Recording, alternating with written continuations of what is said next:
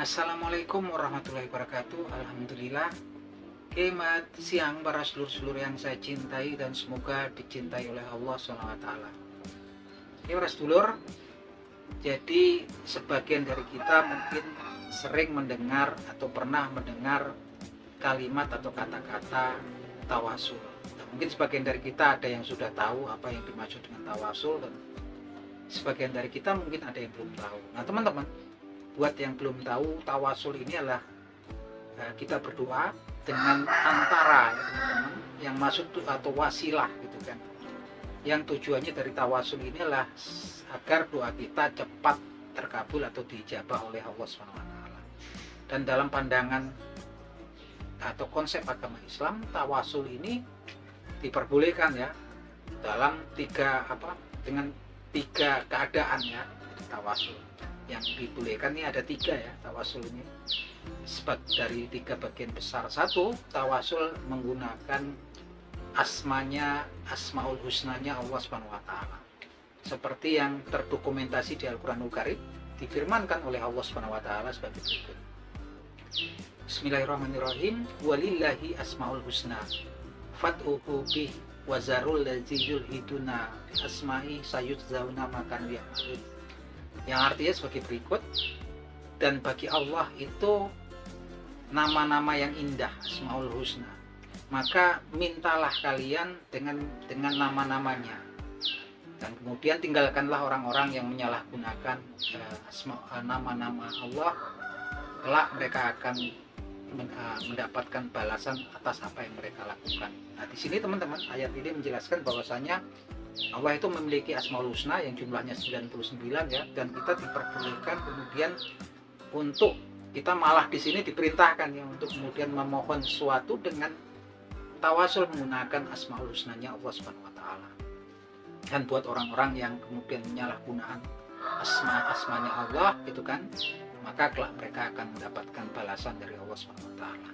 Dan ini salah satu contohnya adalah ketika kita berdoa, kita sering mendengar ya rangkaian untayan doa Allahumma bismillahirrahmanirrahim, Allahumma innaka afuwun tuhibbul afwa fa'fu anni. Yang artinya sebagai berikut, Allahumma afuwun, ya Allah, ya Rabb kami, Zat yang maha pemaaf, tuhibbul afwa, sesungguhnya engkau mencintai pemaafan, tuhibbul afwa fa'fu anni, maka maafkanlah kami. Jadi dia kalimat pertama kita menyebutkan asmanya Allah ya, Allahumma innaka afuwun, ya Allah engkau sesungguhnya Zat yang maha pemaaf, tuhibbul afwa, sesungguhnya engkau mencintai pemaafan, fa'fu anni. Kemudian kita bermohon setelah kita menyebut asmanya Allah Subhanahu wa taala, ya Allah ya afuwun dadi, kemudian kita bermohon tuhib fa'fu anni, maafkanlah kami, ampunilah kami. Nah ini contohnya teman-teman, rangkaiannya itu yang pertama. Jadi kita diperbolehkan tawasul menggunakan asma-asma atau asmaul husnanya Allah Subhanahu wa taala, seperti contohnya tadi ya. Dan kemudian di bagian kedua kita diperbolehkan tawasul dengan amalan-amalan kebaikan kita gitu kan, amalan-amalan kebaikan kita, seperti mungkin kita bersedekah gitu kan, mungkin kita ibu kita, orang tua kita lagi sakit, kemudian kita bersedekah gitu kan, bersedekah dengan diniatkan semoga nanti dengan ini Allah kemudian mengijabah doanya agar itu cepat disembuhkan. Dan ini memang diajarkan oleh Nabi Muhammad SAW.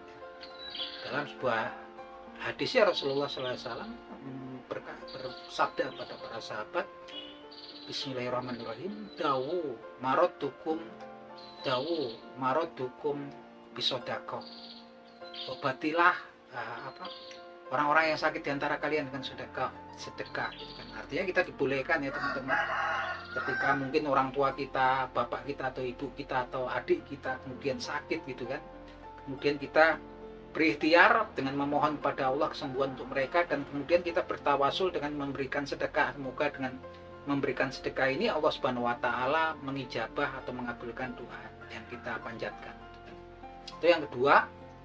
Dan itu jadi yang kedua tadi, kita boleh bertawasul dengan amalan-amalan soleh ya teman-teman. Dan yang ketiga, kita boleh meminta doa, minta didoakan oleh orang-orang yang soleh ya teman-teman. Tapi pastikan ini orang-orang yang soleh, bukan paranormal atau apa. Dan ini pernah terjadi di zamannya Rasulullah SAW. Ketika Rasulullah SAW beliau masih hidup, beliau pernah berpesan kepada Umar bin Khattab, sahabat Umar bin Khattab radhiyallahu anhu, ya Umar, kelak di masamu kelak engkau akan ada sekelompok orang-orang dari Yaman yang mereka akan menuju Syam gitu, melewati kota Yastrib atau Medina. Maka tanyalah gitu kan, kelak diantara mereka ada yang seorang pemuda yang namanya Uwais Al-Qarni bin Amir. Tandanya adalah dia pernah terkena penyakit kusta dan di punggungnya itu ada bekas penyakitnya yang belum hilang sebesar kepingan uang dinar gitu kan. Dan memang kemudian ketika Rasulullah SAW meninggal gitu kan, Rasulullah juga belum pernah ketemu yang namanya Uwais Al-Qarni bin Amir. Begitupun juga Uwais Al-Qarni bin Amir juga belum bertemu dengan Rasulullah SAW. Di sini kemudian Rasulullah SAW sampai kemudian memberikan pesan kepada sahabat Umar bin Khattab radhiyallahu anhu untuk nanti minta didoakan. Dan sahabat Umar bin Khattab radhiyallahu anhu selalu mengingat pesannya Nabi Muhammad SAW ini ya teman-teman. Beliau di masa kekhalifahan beliau pasca Abu Bakar radhiyallahu anhu meninggal, beliau selalu ketika ada sekelompok pedagang ataupun rombongan dari Yaman, beliau selalu menanyakan apakah ada yang di antara mereka yang bernama Uwais Al-Qarni bin Amir. Sampai kemudian memang beliau bertemu ya sama Uwais Al-Qarni bin Amir nih, yang memang dalam perjalanan menuju Syam, dan beliau kemudian menceritakan ya pesan Nabi Muhammad SAW kepada beliau. Dan kemudian Umar bin Khattab meminta Uwais Al-Qarni bin Amir untuk mendoakan beliau, dan doanya Khalifah Umar bin Khattab radhiyallahu anhu meminta agar Uwais Al-Qarni bin Amir ini mendoakan, memohonkan ampunan terhadap dosa-dosa dan kesalahan Umar bin Khattab, sahabat Umar bin Khattab radhiyallahu anhu, kepada Allah Subhanahu wa taala. Nah, itu contoh-contohnya ya teman-teman. Jadi tawasul perantara itu dibolehkan, satu menggunakan asmanya Allah Subhanahu wa taala, kedua dengan amal-amal soleh, dan ketiga dengan doa-doa atau permohonan daripada orang-orang soleh gitu kan. Tiga ini ya teman-teman. Kalau orangnya sudah meninggal ya waduh, kayaknya nggak bisa ya. Jadi kita meminta kayak ini nggak bisa ini ya. Di tiga besar tadi daripada tawasul teman-teman. Nah, itu aja teman-teman informasi obrolan kita, semoga bermanfaat. Akhir kata wabillahi taufiq wal hidayah. Wassalamualaikum warahmatullahi wabarakatuh.